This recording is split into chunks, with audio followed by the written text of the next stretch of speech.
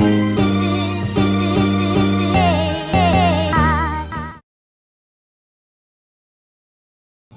आज हम करने वाले हैं एक सीक्वेंस से रिलेटेड क्वेश्चन जो नेट 2019 में आया हुआ है।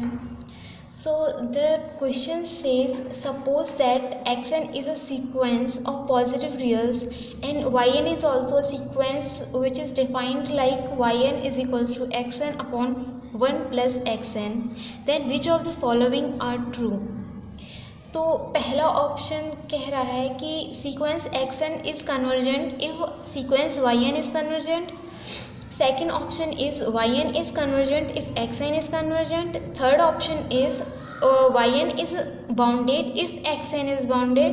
Fourth option says x n is bounded if y n is bounded. तो जब हम ऐसे क्वेश्चंस को सॉल्व करते हैं तो सबसे पहले हम ऑप्शंस को एलिमिनेट करने की कोशिश करते हैं जो हमें दिख रहा होता है सामने से कि वो गलत ही है। तो ऐसे ऑप्शंस को हम ढूंढने की कोशिश करेंगे इसमें।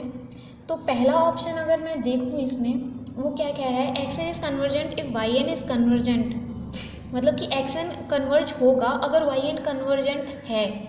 तो अगर मैं ऐसा कोई वाई एन ले लूँ जो कि कन्वर्जेंट है पर फिर भी मुझे एक्स एन ऐसा मिल जाए जो कि कन्वर्जेंट नहीं है, ठीक है। तो अगर मैं मान लूँ एक्स एन को एन जो डाइवर्ज करती है इन्फिनिटी पे, तो वाई एन जो होगा वो क्या हो जाएगा, N upon 1 plus N.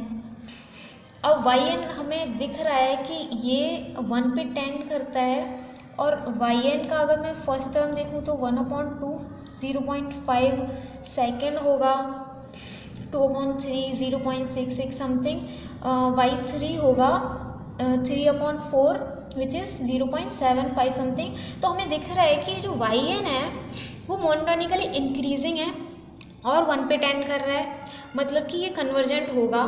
So y n will converge to 1। अब क्योंकि वाई एन तो कन्वर्ज कर रहा है 1 पे लेकिन एक्स एन डाइवर्ज कर रहा है, तो फर्स्ट ऑप्शन हो गया गलत।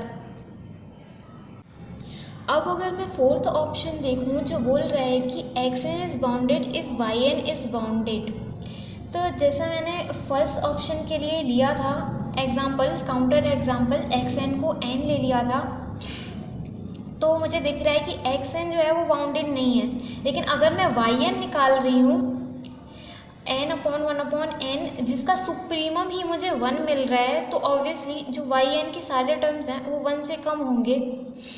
तो वाई एन तो यहाँ पर बाउंडेड है पर एक्स एन बाउंडेड नहीं है, तो फोर्थ ऑप्शन भी हो जाता है गलत। अब अगर मैं सेकेंड ऑप्शन और थर्ड ऑप्शन को देखूँ तो सेकेंड ऑप्शन बोलता है y n is convergent if x n is convergent and y n is bounded if x n is bounded, ठीक है। तो क्योंकि इसके लिए मुझे कोई काउंटर एग्जाम्पल तो मिल नहीं रहा है, तो क्या हम इसे जनरली प्रूव करने की कोशिश कर सकते हैं? तो सेकेंड और थर्ड ऑप्शन के लिए मैं कुछ प्रूफ जैसा करना चाहती हूँ यहाँ पर, क्योंकि हमें पता है कि एक्स एन एक पॉजिटिव रियल सीक्वेंस है, तो एक्स एन के सारे टर्म्स 0 से बड़े होंगे। It means that 1 plus x n will be greater than 1 and similarly 1 plus 1/xn will be less than 1, क्योंकि हम इसको इस साइड में ले जा सकते हैं क्योंकि ये हमेशा ही ग्रेटर देन 0 होगा, क्योंकि एक्स एन पॉजिटिव है, एक्स एन ग्रेटर देन 1 है, तो हम ये कर सकते हैं।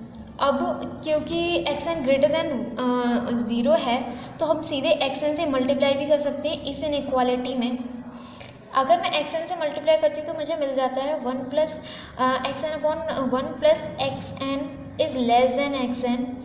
तो ये क्या है, ये वाई एन ही तो है। This implies y n is less than x n. अब मुझे सीधे सीधे यहाँ पर इनइक्वालिटी वाई एन और एक्स एन में मिल गई। अब क्योंकि y n is always less than x n, तो यहाँ पर अगर एक्स एन जो बाउंडेड हो गया तो एक्स एन किसी न किसी एम से छोटा होगा। अब एक्स एन किसी एम से छोटा है तो ऑफकोर्स वाई एन भी एम से छोटा होगा, तो वाई एन भी बाउंडेड हो जाता है। तो जो सेकंड ऑप्शन है वो करेक्ट हो गया। अब सेकंड नहीं, थर्ड वाला ऑप्शन जो है वो करेक्ट हो जाता है। अब सिमिलरली मैं सेकंड ऑप्शन के लिए भी कर सकती हूँ, क्योंकि वाई एन एक्स एन से छोटा है, तो अगर एक्स एन कन्वर्ज करेगा तो वाई एन भी कन्वर्ज करेगा by comparison test. So second option is also correct. तो हमें इस क्वेश्चन में क्या मिल गया, first and fourth options are wrong and second and third options are correct.